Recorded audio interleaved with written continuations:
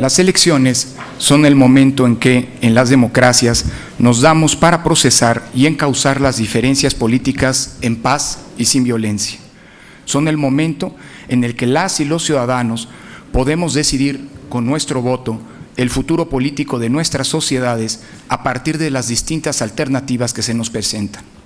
Con nuestro voto, además, los electores no solo podemos decidir quiénes ocuparán los cargos públicos que se van a renovar, sino que podemos también ejercer un auténtico control ciudadano, premiando las buenas gestiones de gobierno y castigando a las que nos parecen malas. El voto constituye, por ello, la herramienta más poderosa que, en democracia, tenemos las y los ciudadanos para ejercer un control sobre el poder. Votar constituye la conquista civilizatoria más importante en términos políticos. Se trata de un derecho que nos iguala a todos por encima de cualquier diferencia. Nunca en la vida todos los ciudadanos somos realmente tan iguales como cuando votamos. Hombres, mujeres, ricos, pobres, indígenas, jóvenes, adultos mayores, son diferencias que se diluyen ante la urna. Todos tenemos, gracias al voto, la misma incidencia frente a la política. Por eso, una elección es el momento más incluyente de la vida social y el instante más igualador de la misma. Vale la pena desde ahora, desde el momento mismo del inicio del proceso electoral, hacer un llamado a ejercer el voto de manera libre, autónoma y sin condicionamientos. Todo intento por manipular el voto, por tratar de comprar las conciencias o coaccionar el sentido del mismo es una falta grave. Se trata de un atentado no solo a la dignidad de los ciudadanos, sino a la esencia misma de la democracia.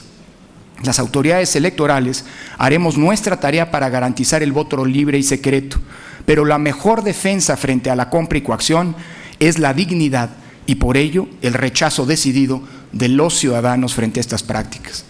La elección del 1 de julio de 2018 será la más grande de nuestra historia y lo será por tres razones fundamentales: por la cantidad de electores, por el número de cargos en disputa y por la inédita concurrencia de elecciones locales con las federales. En 2018 asistiremos a la mayor movilización ciudadana de la historia de México. Las razones para ello son muchas.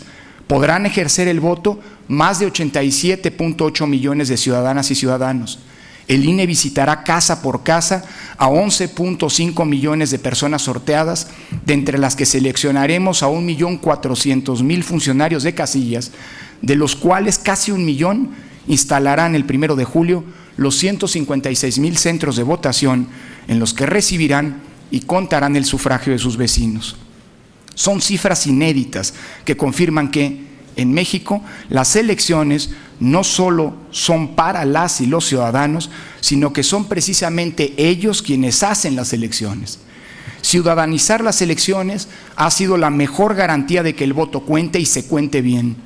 Nadie sabe hoy quién será funcionario de casilla, puede serlo cualquiera de los millones inscritos en el listado nominal, y ese constituye el blindaje más importante contra la desconfianza. Desconfiar de los ciudadanos que hacen la elección es dudar de la democracia.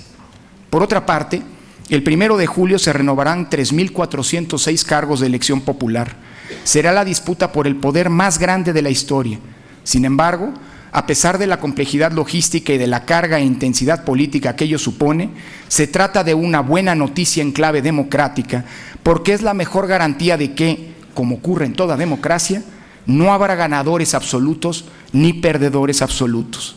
La de 2018 será una elección en donde se va a redistribuir el poder político entre los diversos contendientes a partir de las preferencias ciudadanas. La rica e intensa pluralidad política que hoy cruza el país y que nos distingue como sociedad democrática va a recrearse una vez más con las elecciones por venir, y si bien los equilibrios políticos que hoy existen a nivel federal y a nivel local pueden cambiar, lo cierto es que quien gane la presidencia de la República o alguna de las gobernaturas en juego tendrá que convivir con congresos cruzados por la pluralidad y, con toda probabilidad, como ha ocurrido en los últimos años, carentes de mayorías predefinidas. Con ello, la gobernabilidad seguirá dependiendo venturosamente, digo yo, de la necesidad y de la capacidad para que desde esa pluralidad se generen consensos y se concreten acuerdos.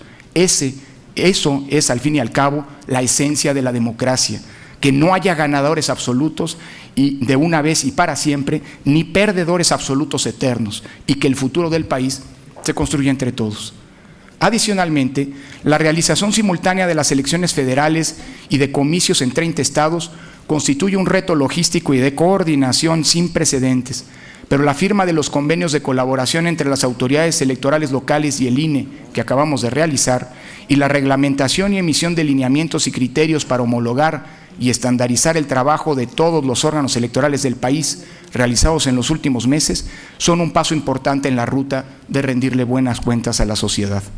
El INE no va a sustituir a los OPL en sus funciones constitucionales, pero asumirá a cabalidad su rol de acompañamiento a sus trabajos y de vigilancia y rectoría del Sistema Nacional de Elecciones.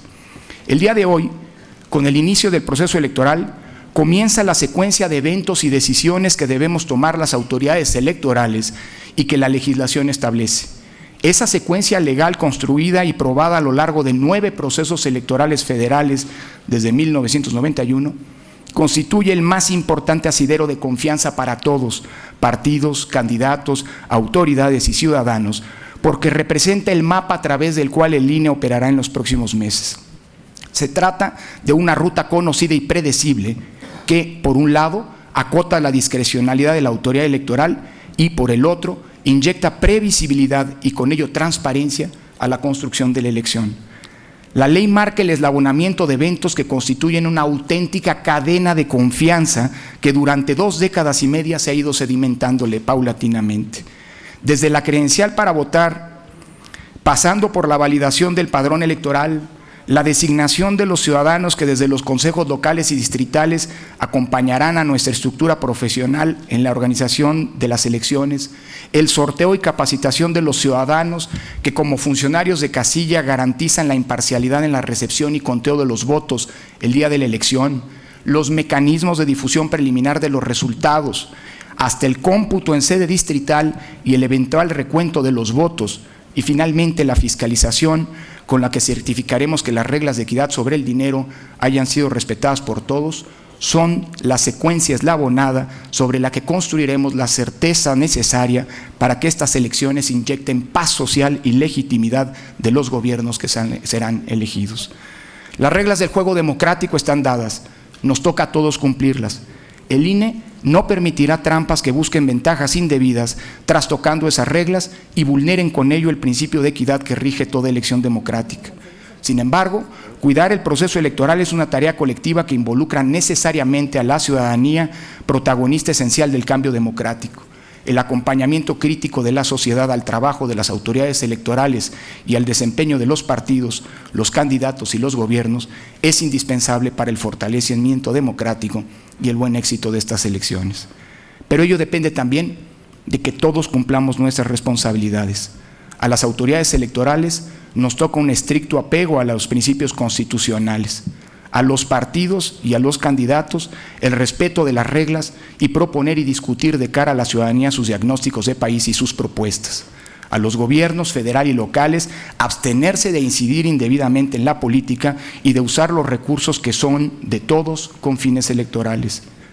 A los medios de comunicación cubrir noticiosamente el proceso de información electoral con objetividad y así ser fuente primordial de información cierta y comprobada para que la ciudadanía pueda ejercer su voto de manera libre, es decir, informada. Y a la ciudadanía apropiarse de la elección que es suya para hacer de la misma una auténtica fiesta democrática. Las elecciones por venir son un momento trascendental de nuestra política contemporánea, de nuestra historia política contemporánea, pero con ellas no se termina esta historia. Al contrario, por eso el INE trabaja con intensidad desde hace meses para que tengamos la mejor elección en 2018, una elección que sea de los ciudadanos, así como para ser el ancla de estabilidad política que necesita el país y, por ello, para que la sociedad mexicana tenga aliento para enfrentar lo que viene después de los comicios de 2018.